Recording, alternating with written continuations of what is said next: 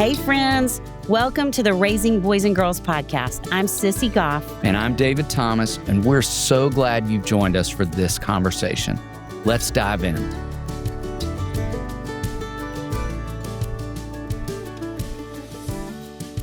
Well, two of our favorite human beings, both of our favorite human beings. Yeah. Just is so fun to sit with the two of you and get to talk about this. Thank you. And when I walked downstairs to get y'all, I almost said, this is going to be such a fun conversation. And then I thought, we struggle a little with fun. That's one. So, but we can move towards 7. We can. And you're both very fun. So you can help us work that way a little bit more. That's not what I'm hearing, Sissy. I've got some feedback here that I'm going to share with I'm folks. hoping. Yeah. Here's to hoping. We laugh before we hit record to acknowledge the fact that there's no other space on the planet where 4 people are trying as hard as we're trying right now in this moment. That could be true. Let's just lead Yeah. with that being true about our number. Yes. Could be true. We're so excited to have this conversation, you two. I don't know. I feel so nervous to have this conversation. Y'all are going to make me feel so I convicted. feel excited because I learned so much from both these people. Well, true. Mm. Thank you. That Yes, I can't that's wait true. for. Always happens when I'm in the room with the two of you. So Mm. Thank you. I know it will today. And was also thinking between the two of you, we have a lot of kids represented and a lot of ages, which I'm so excited for parents of a lot of ages kids. So Briana, your 3 are 9, 10, and 14. okay, and John, you're 2. 22 and 17. Wow. Amazing. We're covering a big span of So development, fun. Yeah. which feels fun. Mhm. So jumping in, we would love to ask you both, what do you love the most about being a 1 and what do you love the least? John. I do love that we have an imagination for the greater good. Like we can imagine what in the best and our healthiest places. I think we can really picture a vibrant, flourishing world where everybody has a place and they're represented and they're encouraged. And that can be a beautiful thing. Thank you for leading with Yes. that. Yes. That wouldn't have occurred to me. And Our sense of thank you. justice Yes. Yes. we care about things a lot. So yeah. I love that. I love that you led with that too, because mine was not as wonderful as that. But I did say something like that. Like I can see in a room what needs to happen, or I can see maybe what relationally might need to happen. And so that's kind of similar to imagination. But I did also say I love that we're really hardworking and that we get a lot done and that we're efficient. Mm-hmm. And that if we see a project, we not only can envision it, but we can implement it. And that, I love that. Yes. Yeah. So good. Mm-hmm. Okay, what do you love the least? The least would be the critical voice that can help in the execution of things, but oftentimes if we aren't mindful and careful, can really take us out or take me out. I just need to say take me out and put a real wedge between me and people that I love and care about. Yes. And my own heart, because I'm just beating myself up so much. I don't have the energy left to do the execution or to carry out this beautiful vision that I've had in mind. Is that good enough? Yes. Sissy, you were saying before we started just about how that is one of our struggles, is that this sense we can lose in this idealism and this idea for this striving for perfection, we can lose the good enough. Just like this is, I think that's my invitation that I'm always getting is the work. The work is to acknowledge all the beauty in this every space. Like there's so much good with our families, our work. And if we can start there, that's the place to build from. That kind of I had a good friend who is in development, and that's part of my role. And he was talking about how he's working on a major campaign, and he's like, John, if I can just picture myself in front of the ocean, and I've got a cup of water, and just that there is so much, that there's plenty, that this is the work before you. God is God has taken care of it, and there is an abundance. And if I can just shift, but I often am just looking at my cup in front of me, even though there's all that right there. Yes. Yeah. John, that's a great reminder. Yeah. I, at first, was thinking about just how black and white I can be. And that kind of goes along with what you're saying, is that I feel the tendency to put everything in a box and everything is this or that. And there's so much gray and there's so much movement in the world. And I really just try to just keep things in boxes. And that inflexibility is really hard for me.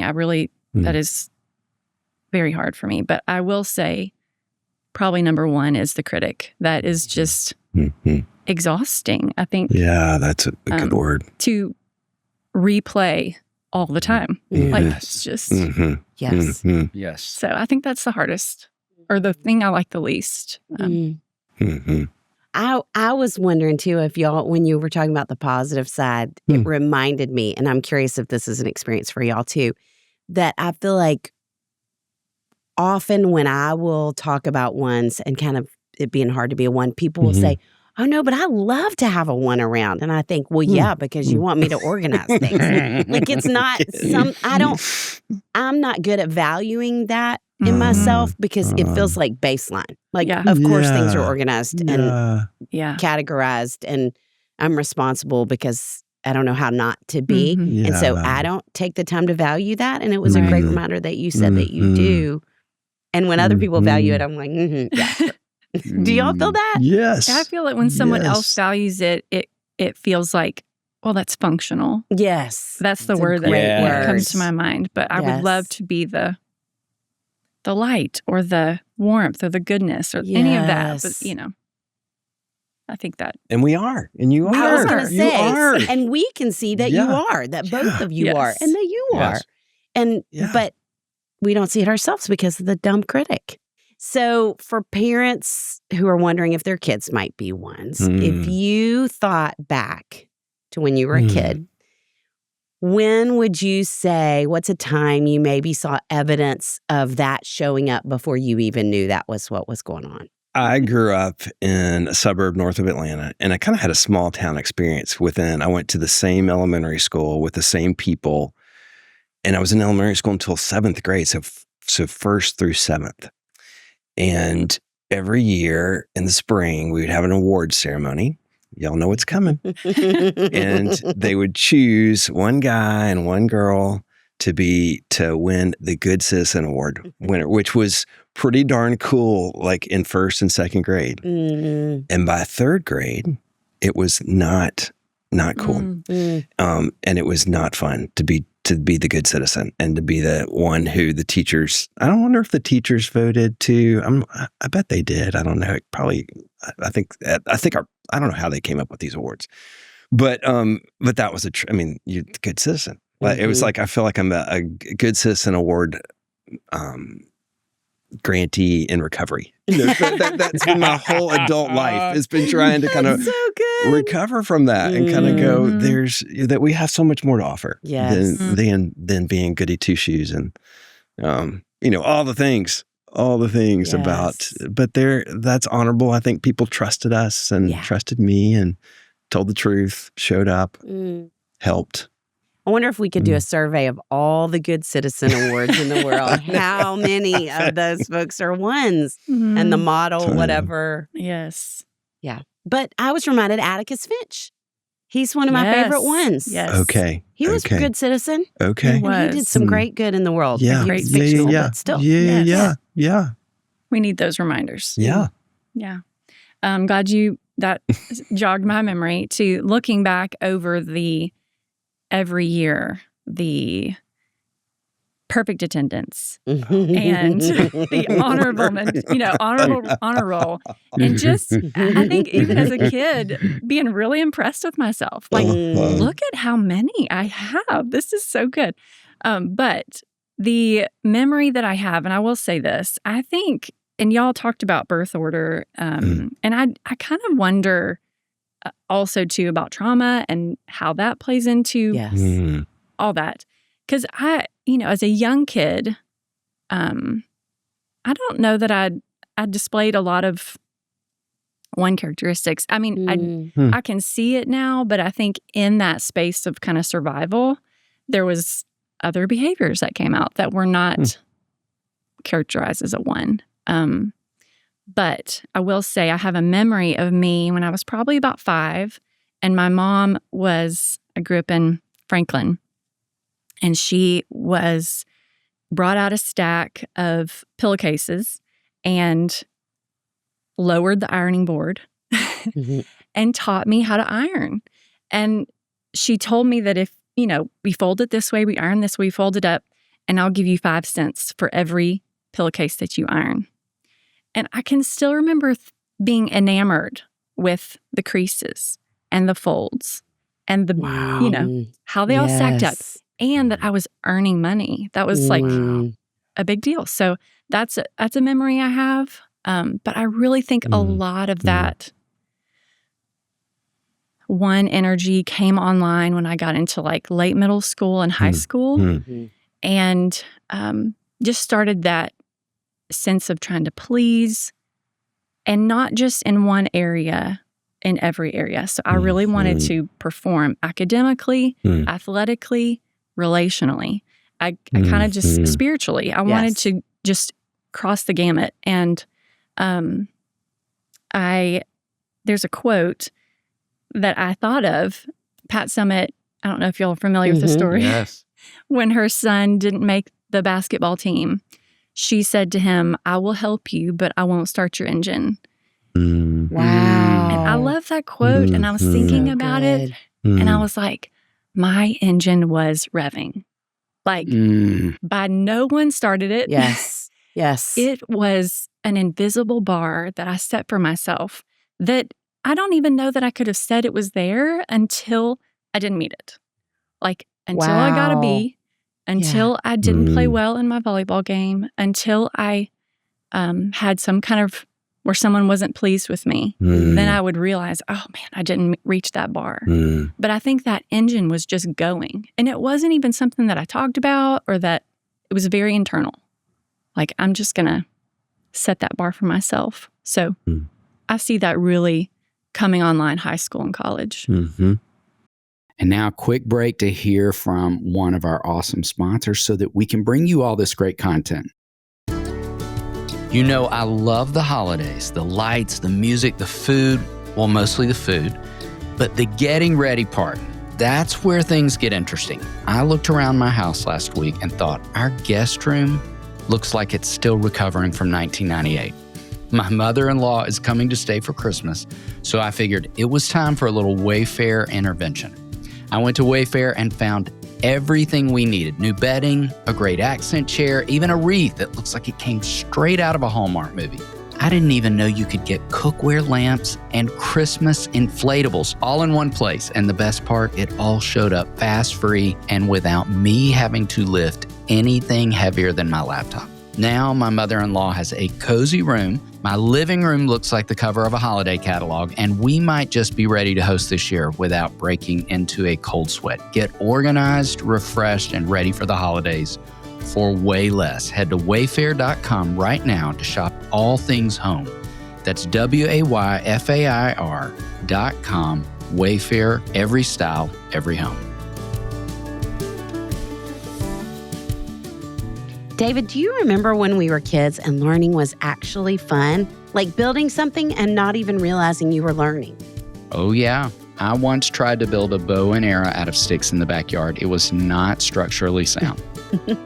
Well, my nephews, Henry and Whit, are having much better luck with KiwiCo. Henry just got the Tinker Crate hydraulic claw. And let me tell you, he was so proud he could pick up everything in sight. His Legos, Patch's toy, even tried for my phone. That sounds about right. And Whit? Whit got a koala crate with a farm theme. He loved making little animal puppets and then put on a show for the whole family. See, that's what I love about KiwiCo. They've got projects for every age, and kids don't even realize they're learning science, technology, art, and engineering while they're having fun. And the best part, these projects are built to last. Henry's still using his claw weeks later. Friends, this is one of the best ways to get kids off screens and actually having fun while learning. Tinker, create, and innovate with KiwiCo. Get up to 50% off your first crate at KiwiCo.com, promo code RBG. That's up to 50% off your first crate at KiwiCo.com, promo code RBG. And now back to the show. That story is fascinating to me. Not only is a beautiful illustration, but I'm thinking for parents listening, all the different ways, like we could all four laugh together at the ways different kids in their numbers would have attended or not attended to that task. Like I'm thinking, Sure. 3s would have figured out maybe how to cut corners with the ironing, and 4s would have made a cloth out of it and done a play, and 7s would have a sack race going on. All the different ways that kids might have responded to that invitation that, again, back to core motivation for you. It's like, I want to do it well. I want to do it right. I'm so excited to be this dependable and relied upon and earn money and show how hardworking I am. Like to be. all the different ways we're operating out of our core motivation, and that your engine was revving. I'm going to hold on to that. That's brilliant. And it makes me wonder if your mom was the one that she was having you iron pillowcases in the first place. Exactly. Wow. Yes. That is, she was on it. She was on it. Yep. And that I could see the organization as beautiful. Yes. I think that to me is kind of like that was really something that pleased me, even at that age. Okay, in the context of your own parenting, where would you say you have seen your number benefit you? I think, it's different at different stages, but I think when our kids were younger, the order and the structure that I think younger kids can flourish when they know what's going to happen, what's expected, what time dinner's served, what's expected of them. So I think there can be some good in that. If I maintain that awareness of what that looks like again, it's kind of that greater good. Are you creating space for the greater good to flourish? And you can do that in your family.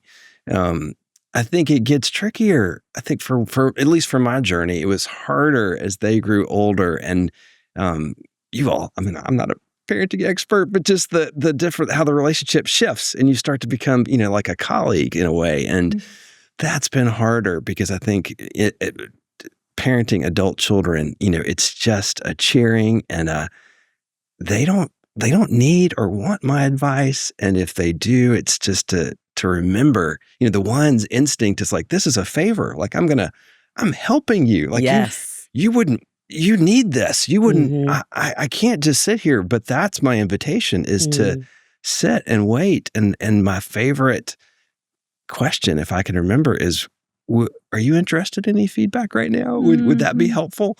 And really to ask it in a way that I really mean. My posture really is one of like, I'm fine either way. If you say I've got it, then that's even better. Like, great. But if you say, when they do say, sure, Dad, like that's when for me, I'm like, put me in, Coach. Like, yes, this is my moment. I get to share. So, yeah. I love that. Gosh, I'm taking notes over here, especially about that question. I would say it's always important to me to teach my kids excellence and goals and setting goals and accomplishing goals. And I would say also like the rhythms and structure. There was a lot of this is important to our family. And so we make it a priority to have dinner at home and to go to bed at a decent time and all that. So I think that has helped, obviously, has gotten in the way. But kind of a different thought I had also is that 1's really care about balance. And so even though sometimes I have not been in balance, that's something that is of value for me, is to hold these things and say, when am I going too far this way or that? And so I think that balance is something that I've hopefully offered, in addition to the rhythm and structure. And yeah. That's so good, y'all. I just, feel like I'm learning so much in this conversation. And I have had a universal experience, which I would be curious if you have too, in counseling, that it feels like 1's often do better with little bitties. Yeah. Because I think there's something about it Yeah. that we can slide more into the 7 parts of who we are too and get on the floor and play. And there is so much structure. Yeah. And Yeah. it's obvious that we're leading and we're teaching them gratitude and respect. And then as they move towards adolescence where they struggle with those things a little bit more, that just feels harder. It feels harder that they don't say, I'm sorry. It feels harder Right. that they don't say thank you because we want justice. Yes. Parenting teenagers isn't fair. As much as they say That's life's right. not fair, that's not fair either. And Yes. so, yeah, I love the idea of would you like some feedback and checking ourselves to make sure, yes, it's so good. Yeah. Yeah. And if you're a 1 listening, I mean, obviously we love and trust your voices so much, but I think even if you're in the harder stages of it, moving into the harder stages of it, you two are such evidence. You're not going to say you're doing a great job, but we certainly will. see it, see evidence. And as a 1, I don't know that we ever say that about ourselves, but we all need other people around us who can remind us that we are and that we do, because we won't get there on our own. Yeah. Okay, so I hate to even ask the question because y'all could probably talk way too long about where it's gotten in the way. So we should set a timer for you that you don't get to say much because we see the other end much more. Brianna, how about you I can first? go. Yeah. I originally was like, deep breath on this. But I think that there are some obvious ones like when I become a taskmaster, like when the list gets, either I'm a taskmaster for myself or for my kids. It can, become nagging or going behind to fix or tweak. But when you were talking about teens, I was thinking to myself, also, 1s are so passionate about this ideal that, like, when it's not ideal, when, you're... It's not what you picture. Yeah, it's not what you picture. And maybe your child has a really bad attitude and you think this needs to be fixed rather than it's developmental and it's okay. Yes. So my fear, is that constant tweaking of if we just change this one thing or if we just, it almost feels like I'm trying to carve off edges of my own kids, which, that's so hard for me to even imagine. Yeah. But I would say also too, something that I've learned is that as a parent, as a 1, I will apologize too quickly for something or deny fault because that critic is so loud and I don't want to be in the hot seat. So I will quickly try to wrap it up so I can move out from that seat. So I think that's something that's I've got. Yeah. Thank you, Brianna. When I go into execution mode and I lose my priorities, my values get skewed, and I'm thinking so much about the beautiful thing that I'm at, the event or hosting people or the birthday party or whatever, and you want to do it in a way that you have these ideas and you've worked hard and you've prepared and you've got your list and you're like, okay, this is going to happen now, but you've got to account for all of our hearts and along the way. And if so that's where I can go off road in a not a good way, and I'll miss connecting. And that, to me, that criticism and that desire for perfection, when it pushes me away from the deep connection that I long for. And I think in the truest sense, I'm trying to do all this well so that I can have that deep connect. Like that's the whole purpose. But it's so easy for me to forget that. And then I'm just thinking about the mud or the whatever, the little dishwasher that wasn't unloaded in the time it was supposed to be, whatever that is, all these rules that are in my head about, well, that's the way you do it. That's where marriage has been so helpful, to kind of have a partner that's patient and able to say, tell me more about what's that? Tell me about that. And it's good. It's good. But when I'm stressed and in my own world. And I think another thing that can be hard for or for me is I think there's a narcissism to a one that I don't like to talk about, but I think we should talk. Like there's this sense of like, it's all up to me. Like whatever this event that if we all got together and hosted something, somewhere inside me, I'd be thinking, well, it's up. I got to pull this off. This is like, if I don't do this, then Sissy's not going to, can't count on her.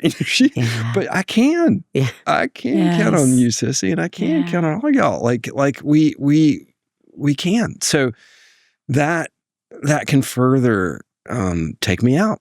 Take me out from the people that I want to be with and the conversations I want to have and the community I want to have, because it's a really selfish. And that's when I don't want to be selfish. Yeah. I don't want to be associated with that term, but it happens. You gotta check. You gotta do our own work. We gotta breathe so that we kind of.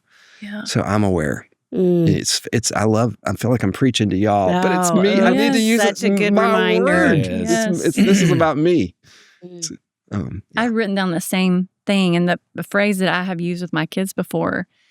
There was a time when we were all in the car and we were talking about, I think one kid had hurt another kid. And we started talking about just the things that we do to hurt other people. And I said, you know what? I will go first. I said, sometimes I get so focused on a project that I miss you all. Yeah. And I said, have y'all ever had that experience? And they were like, yes. Briana, what a beautiful question that you asked them, and honoring. And to be vulnerable. But the phrase that I've used is projects over people. That's where I get in that mode of like projects over people. Yeah.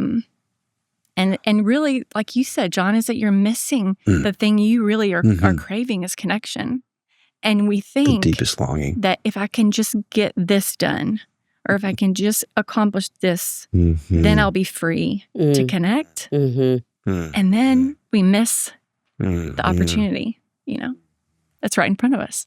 Okay, you two, what are some practical ways you have learned to work through the struggle side of your number when it gets in the way of who you want to be as a person or a parent? David, I don't know if you remember this, but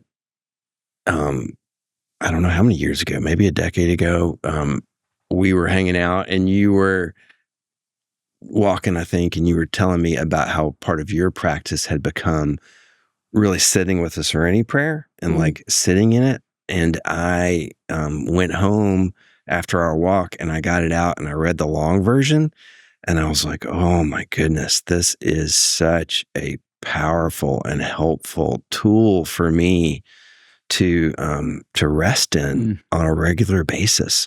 And so just remembering that when I can do my work and take the time to remember what really matters to me and to prioritize things, and to it does take a minute when you're feeling like you're the captain of like you've got to save the world. It doesn't leave a lot of time for sitting and reflecting, but yet that's the key. That's when we can remember what we're doing and what matters.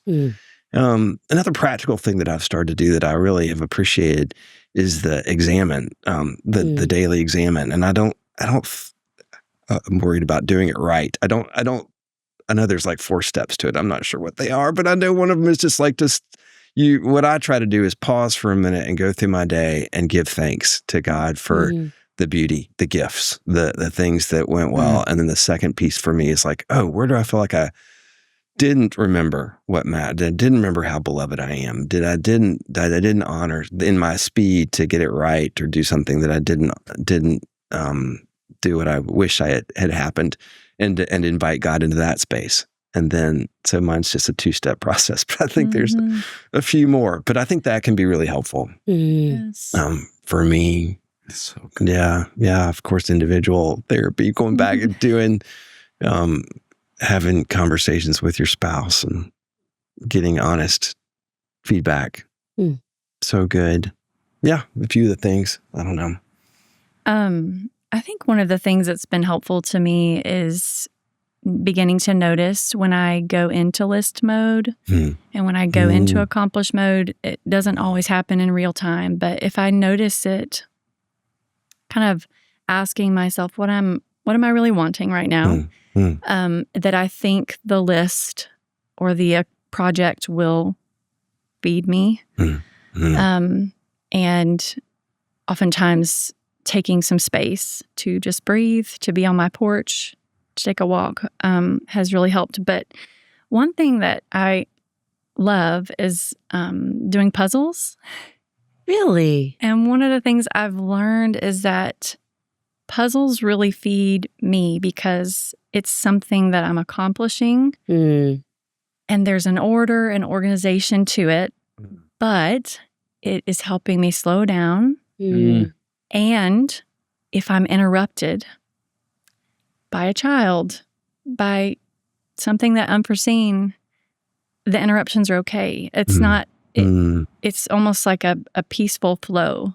And so puzzles have really, really helped me with that. And I would say I love crafts that. I do or too. I do. something where I can sit and accomplish in like a different way, but I'm still slowing down has really helped me. And this is kind of along the lines of me saying, apologizing too quickly. John, my husband, has helped so much with this. Asking the question first, did I hurt your feelings? Or did I make you angry? And giving some space for that person to say, yes, you did. Instead of me seeing, oh, I did something bad, and let me quickly move past it, allowing them to just say, yes, you're my feelings. And then, say, I'm so sorry. Yeah. It's just one extra step, but I think it makes a big difference. Okay, can I tell you both another thing I have observed in both of you that I think is a superpower that I would want to invite every one parent listening to think about? And I don't even know how aware either of you are that you do this, how intuitive or thoughtful a move it is. But if we think about our stress and security moves, and Sissy mentioned that all four of us have access to 7, which I think 1's movement to 7 is magic and needed for us to be our best selves. And Briana, early in knowing you, I was fascinated by your movement to 7. Like, I think I would have said you are one of the most fun and playful people. Amen. And your capacity to harness that is unlike what I've seen in a lot of 1's, which I think is extraordinary. And I can't imagine all the ways your kids have benefited from that I think is unique. And I think, John, your capacity for reframing, which we talk about that in a negative way, I think so often with 7s because they're trying to avoid pain, but you do it in such a masterful way. Like, you've done it more times with me than I could count. If I had a quarter for every time you'd said, like, is that the whole story? Do we know that's the ending? Do we know that to always be true? Like, you do it in real time in this extraordinary way when I get stuck in unproductive thinking. And I think it's a superpower for you too. So thank you. I think for any one parent listening, figuring out how to get to the high side of 7 is magic for us and our number and allows us to be a better version of ourselves too. Yeah. And now we're going to take a little break to hear from one of our sponsors who makes this podcast possible. You know, Sissy, I thought baby monitors were just for babies until I got one to watch June, my Labrador puppy. Oh no, what did she do? I left the house, checked the Harbor app, and there she was up on the couch like she owned the place. I couldn't believe it. That's why Harbor is the best. It works with or without internet, so you can check in from anywhere. And with that 10-inch display, you don't miss a thing, even puppies on countertops. Exactly. And unlike the monitors I used years ago when my kids were little, Harbor doesn't crash, disconnect, or hide features behind subscriptions. No surprises, just peace of mind. Plus, the smart audio filters out all the background noise so you only hear what matters. Harbor gave me security I didn't even know I needed, even if my, quote, baby is a naughty Labrador. Restore your peace of mind with Harbor, the only baby monitor designed to never fail you. Plus, Harbor has a special deal for our listeners. Use code RBG or go to harbor.co/RBG for $50 off and experience the security every parent deserves. That's harbor.co/RBG. And now back to our show. What do you hope your kids experience most deeply from you as a parent? I would say I've thought a lot about this in my practice with spiritual direction, but I think to feel safe with me and to feel seen, and my hope is that they feel like they can be them, not some ideal version that I have tried to make them into be, that they could just be themselves. And this is like, what do you hope? I mean, I hope that they have experienced me taking my hands off, because there's a lot of my hands on, trying to fix and manage. So I'm hoping with growth that they experience me letting them be them, just who they are. Oh, Briana, that's so good. I hope that that my kids will be aware and feel invited in to a space that is good and where they can bring their whole selves and be connected to a greater community. I mean, I do think we've part of being a midlife epiphany crisis I had that was, I think, connected to my one, which is justice. Went and volunteered with International Justice Mission in northern Uganda. And it was a really beautiful year, a really hard year. But I think it's the kind of thing that I hope it'll be I know it is. It's a part of their story. Yes. And I hope that they'll remember that being just that they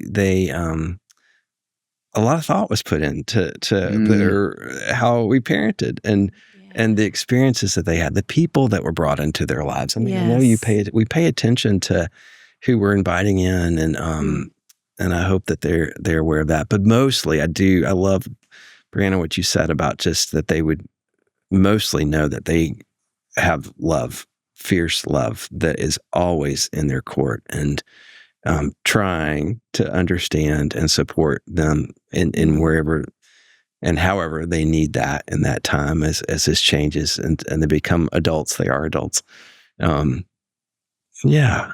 How do you think your kids would describe what it's like to have your number as a parent? Did you ask? Did you ask them?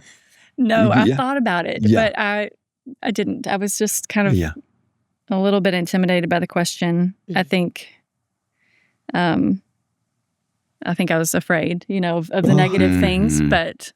Well, I got both. I did. I asked Caroline, and I'll just read this, what she said. Yeah. One thing I admire most about your oneness is how you strive for and emphasize justice, not in a vindictive, shameful way, but in a way that has instilled in me how important it is to fight for everyone. I don't know about this. You're organized, generous, and always have high but achievable expectations for Wilder and I. I think these expectations have always called me to something higher, and I'm so grateful for the ways in which you've challenged me to do better because you love me and you know that I can. Your belief in me is constant, no matter if I fail. Pride in me is one of my favorite things about you. So I think, these are basic parenting 101 things. But, no, they're not, but so grateful that, we've got the challenges here too. Is that the next question? Or is that now? What? You can share that. Yeah. It's allowed. For the challenges, sometimes your desire for structure and order can be a fun dampener and feel frustrating and controlling. I've never found you to be highly critical. I know one struggle with criticism, and though this is an occasional quality of yours, it's not something that I often struggle with. So it's a generous posture that she gave me, but I think it captures the darker side. Yeah. It's so good. I really want to go home and ask them. I would say fun dampener sounds about right. I think they would say that I can be fun too, but I think the nagging or the, high expectations is probably something that they all feel, or the kind of on them to do the things, do all the things, you know, the chores, the grades. All the things. But I hope that they experience me as safe and fun. Yeah, I hope they would say that. I feel certain they would. So what wisdom would you share with other parents who are listening who think, oh, I'm a 1, or I didn't know, and yes, I'm a 1, who want to grow as people and as parents? Well, my first thought was, you're a good person. Yes. We know you're trying hard. Yeah. Yeah. And then the very practical thing, John, you talked about this, but I would just say, find you a good therapist and a spiritual director. Yes. Yes. That has really changed my life. Honestly, I can say, about 20 years ago, I started on the path with spiritual direction, but about 10 years ago, started meeting with someone regularly, and that has changed so much. I think sometimes, I won't speak for everybody, but I would get really tangled up with the shoulds and the Holy Spirit and what God was telling me, and I couldn't really swim through that. And my spiritual director has helped me to experience God, not just know about Him and know that He loves me in my head, but to actually experience that love, not based on performance. And that has changed everything. It's a dramatic statement, but I think we need that voice. We need God's voice. We need to hear it, not only from God, but from other people, before we can extend it out to the people we love. So I would say, yeah, those two things, keep doing your own work, as I'm saying to myself, because I think that critic can get so loud and, like you said, interfere with relationship. That's everything. You said it. That's brilliant. I mean, just if we can operate from that place, just even occasionally, that place of that deep belovedness that's unshakable. And it does take work. It takes. Yes. I know silent retreats have been a part of our rhythm, and I don't do them as often as I'd like to, but the couple times a year I'm able to do that are really grounding practices that remind me and give me a chance to remember who I really am and what I have to offer because of Him. And I think that I love how you're speaking about community. I do think y'all talk so much about that, and there is such a gift in knowing to broaden. One of my best friends is a 7, and the kid's Uncle Dan, loves to ski and jump in the pool and do all these things that it's not the first thing I do, but it is the first thing he does. And it's so good to have this village of people around us that can help. I love that y'all, all the numbers are alive in all of us, right? And we just have to access them and remember that. But I think there is something about surrounding ourselves with people that have gifts that we don't, and to acknowledge that and celebrate that and talk to our kids about that and say, go talk to them. Why don't we go learn from them together? Modeling that. Yeah. I was thinking about this. This actually was from earlier, and I didn't say it, but I was thinking about I played volleyball in high school and college, and if this is kind of where I saw the 1 coming up, but if we won the game, and I was on many winning teams and very losing teams, if we won the game, but I did not play well, I was upset with the outcome. If we lost, but I played well, it was okay. And so I think, moving that into adulthood, having someone that knows that about you and can speak into that, where you might having a private battle in your mind. Just can speak in and say, you did a good job. Yeah. Or you're a good person. Yes. Yeah. Yes. Mm, So glad you said that. me too. I was thinking about people listening, knowing the people who are going to listen maybe the most to this are 1's, and how easy it would be to listen to the two of you and hear only the things that convict them, you as a listener. I just think that's where we go.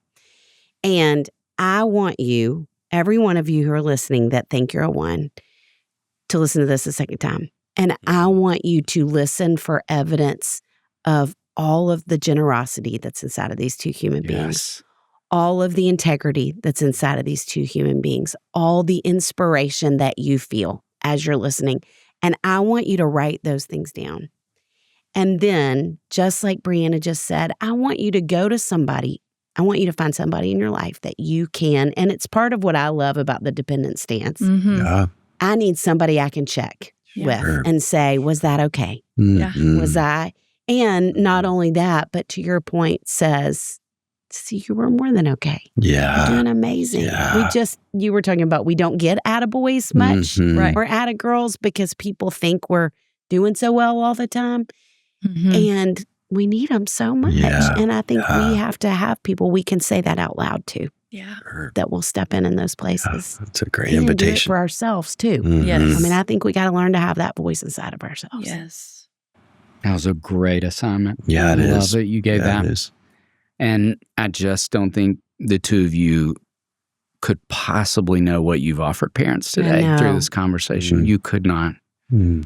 Thank you for saying yes to this invitation. Grateful. And we end every episode with something fun and food related. Because we're so fun. Yes. So what is your number's ideal meal? The food and the experience. And can we be invited? You go. Okay. I'm going to be pretty general here, and I will say any meal at Disney World.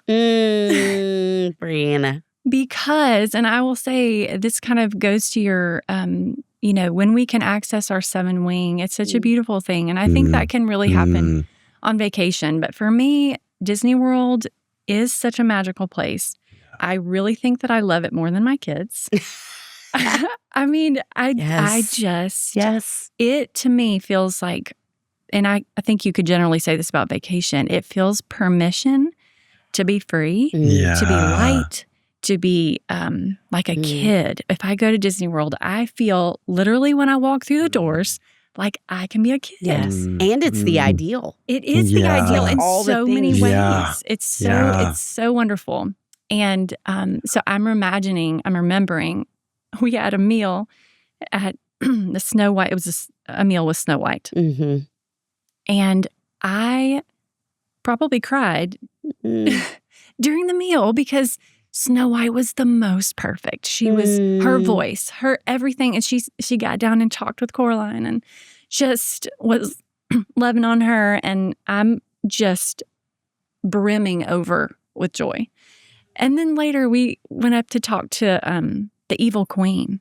And I could not stop laughing because she was so in character. And she was just, so I think I would just say a meal where you're in Disney World or when you're on vacation and you're free and you're light and you can just let all that go. Yes. Yes. Yes.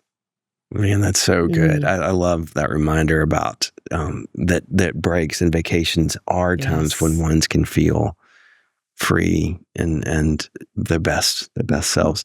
I think I when I heard this, when y'all asked this question, I immediately thought about just the way, like a social justice kind of enterprise dining situation. Like for locally, we have Thistle Farm Cafe, just where I know that the team are poured into and cared for, and that the food is thoughtfully, like we thought about the farmer, where the whole chain has been thought about. I've really enjoyed watching the bear, and just seeing behind the scenes and seeing if you really see people and care for them, that's what I want. So I want I would want that kind of, in addition to, like a one, it's such a high bar, but it's like, behind the scenes, I want really well done. And then I want a Yes. perfect meal, you know, where I could Yes. be with friends and just relax. Something about going out to eat is such a Yes. fun experience. Well, we're not in charge of anything. Right. That's and right. you just get to take it all in and Yes. somebody else has done all the work and Yeah. Yes. you can enjoy. And it is such a gift to have conversation. And I think 1's are curious and we do enjoy connecting deeply. People matter to us. Yeah. It's a great question. Yeah. Yeah. Thank y'all Yeah. so much. Yeah. Thank you Thank for you. having us. Thanks for the work you're doing, for inviting us in. Thank you for Yeah. describing it the way you have, because I thought I was going to feel so convicted and miserable this whole conversation. And because of the inspiration that you both are to me, that's not how I'm in this conversation. So Good. thank you. David, what a team we have that we get to call friends who help make this podcast possible. Chris Starrett, our engineer, Our management team at KCH. and we are thrilled to be a part of the That Sounds Fun network. Our music was created by the insanely talented Dave Haywood of Lady A. And if this podcast felt helpful to you, please consider subscribing, liking, sharing, all the things. We are grateful for you and cheering you on always.